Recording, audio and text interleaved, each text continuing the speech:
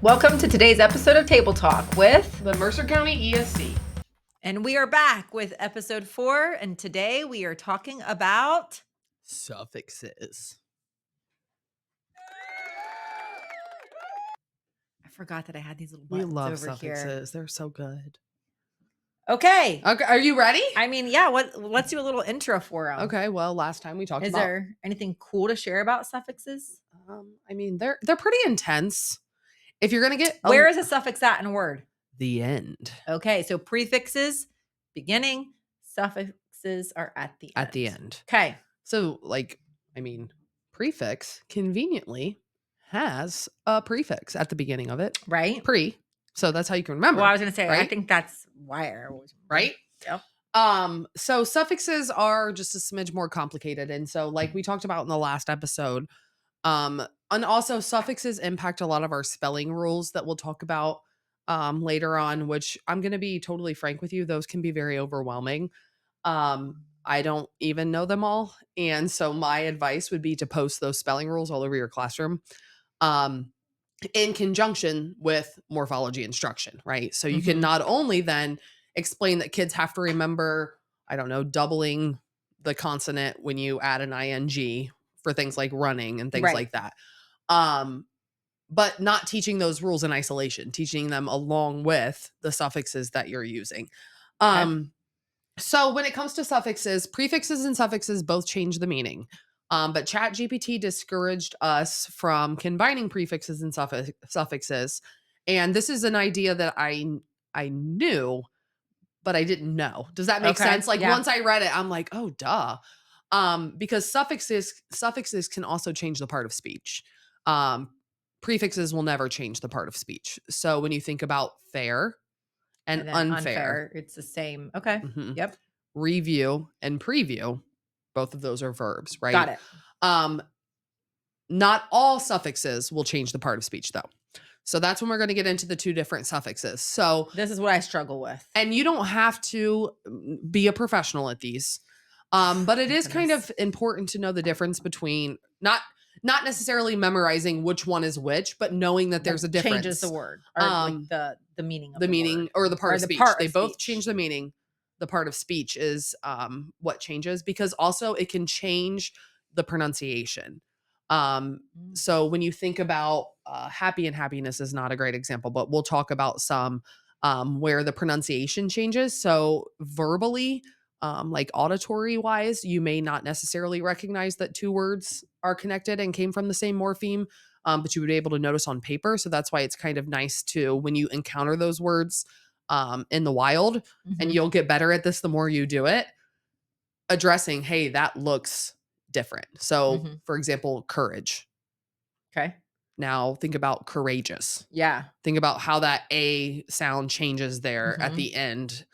Because of the suffix that we add, the A changes the sound, or the sound of the A changes. So that's really important because you can think, like, for those of us who have done a lot of rote memorization or used morphology without intention, we just learned those things. Like they just stuck in our brain. But for some of our struggling readers, that just doesn't work. Okay. So we're going to get into actual examples. Yep. All right.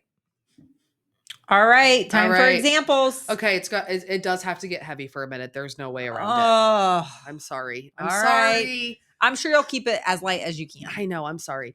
And again, I would never test students on the difference between these two types of morphemes. It's good to know in your head. If you have older students, it may be. Yank this off I'm just not comfortable. I'm starting to get a neck ache. I just want the record to show that Lindsay actually has a place to put her legs. I know, I forgot that. I don't even have anywhere to put my legs. I forgot that she goes, scoot closer, get into the picture. I'm literally 6 feet tall and I have nowhere to put my legs. I have the world's longest femurs. I don't know if you know that. I forgot that we were going to switch spots. It's fine. It's no big deal.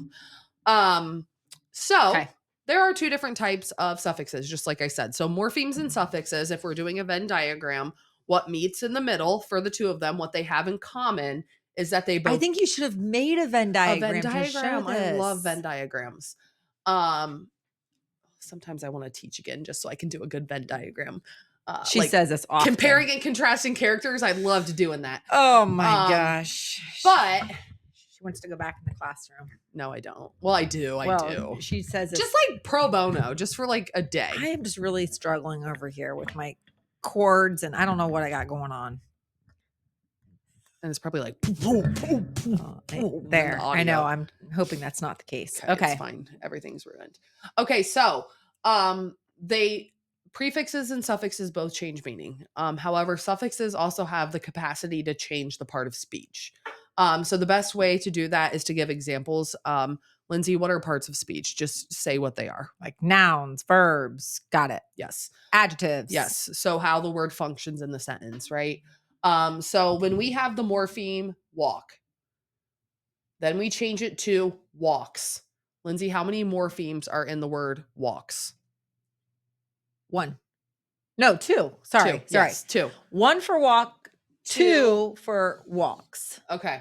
And then when we change it to walking, 2 for walking. 2 for walking, right? Yes. So what part of speech is walk? So it's a verb. It's a verb. What part of speech is walks? Still a verb. Still a verb. What part of speech is walking? Still a verb. Still a verb. So they're all verbs. Yep. Okay. So these are what are called inflectional morphemes. And that means that they don't change the part of speech. Got it. So they change the meaning, right? Because if we go from walk, that's present tense. So walking, I'm just curious. Yes. If we were doing like a word study on inflectional. Yes. What would the meaning of inflectional be? Do we know? Well, I mean, I assume in is a prefix. It's a prefix, right? Flect must be your. I feel like we should do this. Yeah, we should look it up. Flect is because then it would maybe it would make more sense to me. That's how I remember derivational. Because like if something derives from something else, it comes from it. So I remember that it changes, and you have to remember what it derives from in order to remember the meaning. Yeah. So I should. Okay, in the next segment, I'm just I'll look curious. up inflectional on online. So these are all verbs, inflectional, right? Okay. So a piece Can of you write that inflectional easy. up there for people? As long as you don't judge me. What do you mean? I'm left-handed. Okay. All right. So happy. How many morphemes are in happy? 1. Okay. Happiness. It's 2. Right. So we added that ness. Now we'll talk about them in a minute, and we probably won't go into detail into all of them. The other part that people will probably get frustrated with suffixes about is all of those spelling rules within the English language are often they come from suffixes. So when you think about like taking run and turning it into running, you have to add a second N. So that way the U isn't a long vowel. Taking happy and turning it into happiness, you drop the Y and add an I. Right. So I'm going to do a plug real quick before we talk about it. Uncovering the Logic of English is like one of the best books I've read in a long time. And it combats that notion. If you are a secondary ELA teacher listening, please, please, please don't ever tell students that English language is just complicated. If they ask you a question about why we drop the Y and add an I, and you aren't sure, look it up with them. Because there are rules that govern all of these. I think it's like 99 point something percent of the English language can be decoded. We just don't know all the rules. So this book, Uncovering the Logic of English by Denise So when Speedy, people say like the English language is the most complicated. It's complex. It's not complicated. Complex, not complicated. Because complicated implies like, you know what I mean? Like when you think about you have a complicated relationship, like it's you don't even want to try because it's just when something's complex, it's like a puzzle. You can figure it out. You just got to know where all the pieces go. Right. So I would highly suggest if you're a secondary ELA teacher or anybody who's a word nerd, I would read Uncovering the Logic of English. It's a nice, quick read. I've learned a ton, even as somebody who had a bachelor's degree in English and taught ELA. So back to happy and happiness. So what part of speech is happy? Okay, so we have an adjective. Yes. So this marker. Let me get here. I have the black one. This one is an adjective. And then what part of speech is happiness? So we talked about this. It's a noun, but what kind of noun is it? It's an abstract noun. Abstract. It defines or it describes a feeling or emotion. So this one is called a derivational suffix because it changes the part of speech. Which then if you're playing this through in your Mhm. head, it can then change where it's placed in a sentence, right? I am a happy girl. She had happiness. So it changes that. And this type of morpheme, like we said before, with courage and courageous, can also Mhm. change the vowel pronunciation, Right. depending on, like you talked about syllabication and why we have to add that second N so Right. the U doesn't have a long sound. So sometimes when we change the spelling, the part of speech, it can end up changing Mhm. the way in which we pronounce the words. So these are the two different types. Again, don't ever test students on which one's an inflectional and which one's a derivational. But I also don't think it hurts to To walk through this with kids and right. show them that there is a difference between these two types of suffixes and what they do within words. Well, because we have talked about both of these before, but it's not until now, like when I actually see it with words, I think examples bring it to life for me. Like that's when I actually understand it. Yeah, and when you're just seeing it in passing. And Right. that's all we're trying to do is just uncover morphological awareness. So they're seeing Mhm. these things when they're reading as opposed to happiness is just a word, right? Like how is Right. happiness any different than happy, right? It is. It's Right. very different. Yeah. So those are the two main types of suffixes. Got it. All right. Final segment right here, Final right? segment. Okay, Okay. we do not have enough time, nor do I have enough expertise to walk you through every single rule, spelling She rule. was going to though. Uh She started looking through her little book and well, then she decided, guys, this book is awesome. So again, we're looking at the are you going to do a uncovering. book study over this? I am. I'm working on it, but I'm trying to figure out. I think it needs to be in person. So I'm trying to figure out what Yeah. structure will be best because I think people are going to need to talk about this.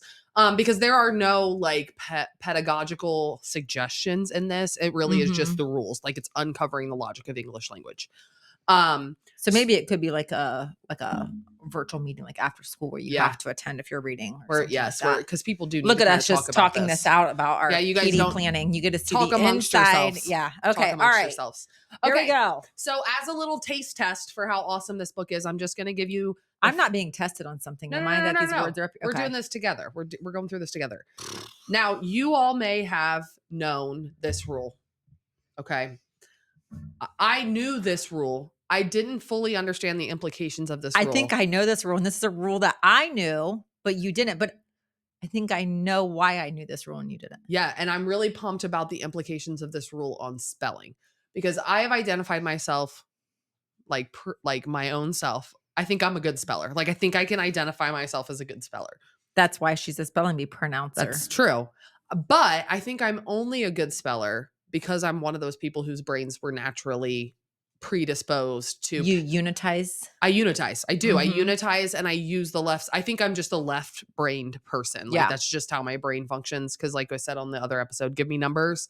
Like you should see me at the gym trying to add up how much weight I need to equal the weight that I want. Like I know the bar is 45. Mhm. So then I have to figure out if I'm trying to lift 100 pounds, you should see me. Like I have to get my calculator out to try to figure out what Like combination of what you weights need I to add, need in order and to then divide it lift. by 2 so that way it's even Yes, on both yes. sides. And then figure out what combination of weights makes the most sense so people aren't looking at me like I'm an idiot. Like it really Mhm. does take a lot of brain power for me to figure out that kind of stuff at the gym. So, Okay. so this rule that I love this rule for spelling. It's so much fun. Okay. Well, can you say the rule before Well, I don't know. Is it the CECI? C always softens to S Okay. when followed by E, I, or Yes. Y. Otherwise, it makes that hard k sound. Yes, I Okay. taught this to my first graders, and that's why I knew it. Yeah. See? So a lot of secondary people maybe never got this explicitly, Mhm. right? Yeah. So when we are saying the word center, what sound does S make? Or what Cool. sound does C make? S. And that S sound, right? S. Is Yep. that right? Yeah. Yeah. Okay. So And then circus, circus, same same. thing because of that I, And right? then cat would be Cat. the hard C. Yep. And then what about Spec speculate? spec K. Oops. C. Hard Yep. C. Hard C. Now, this is when we get into how the rules, what happens when we add suffixes, right? So, if we wanted to turn this into, so we had a picnic, great. But what Mhm. if I want to say we were picnicking last week at the carnival, right? Okay. So this is a word that, like, if I were typing something out, I would be like, I'm not sure. Because the right way to me actually doesn't seem like it looks right, right? Right, because typically you would just think that you would just add the ing. Yeah. But if you do that, What happens if we just add the ing? then it makes an S sound. An S, right? Picnicing. Picnicing. So in order to add an ing to picnic, we have to add that K to protect the C. So when you think about the way, like, going through this book and some of these rules as we're teaching suffixes, Mm-hmm. we don't really type or write the word picnicking very often, or mimicking those Right. words that end in that C. Mm-hmm. So it's hard. Like, this doesn't look right. Like, I think if somebody was just looking at this, they'd be like, "Are you sure that's right?" Mm-hmm. So this gives an explanation. Like, you as a teacher can now say that is right because that K has to protect It's that like C. panicking would be the same Panicking. Yes, thing. there's a K All in right. panicking. So again, this is quite literally rule number 1 in the logic of English. If you How haven't many read it rules yet, are there? there are a bunch. How many pages are in this book? Uh, It looks like a pretty like good read though. Like it. no, it's fast. Yeah. There's 149 pages, and then it gets into all of the rules that she lists out. So rule 31, there's 31 rules, but some of these are like the dyslexia modules, and some rules have subset rules. Oh, so But some might be. Mm-hmm. not a Yeah. ton. And she gives you all the phonograms, Okay. which also are phonemes from what we were Yeah. like in dyslexia. But this is a great book if you just want to expand your understanding. So And can you? What is the name of the book again? Can you let them know again? it is Uncovering the Logic of English by Denise, I believe, Eide. And she made this book to help her son. Because her son would ask her questions when she was doing homework. Because I was in a Mm-hmm. book study for this, for the Reading League New York, and she came onto the book study to talk about it. And her son was just struggling, and Mm-hmm. all of his teachers were like, "This is just complicated. Like, it's just complicated, right?" And she was like, "No, there's got to be rules." Yeah. So there are, because this, don't forget, this book is called Uncovering the Logic of English Language. So, like, for example, if you are Right. trying to undermine us, you may say, "Well, what about the word Celtic?"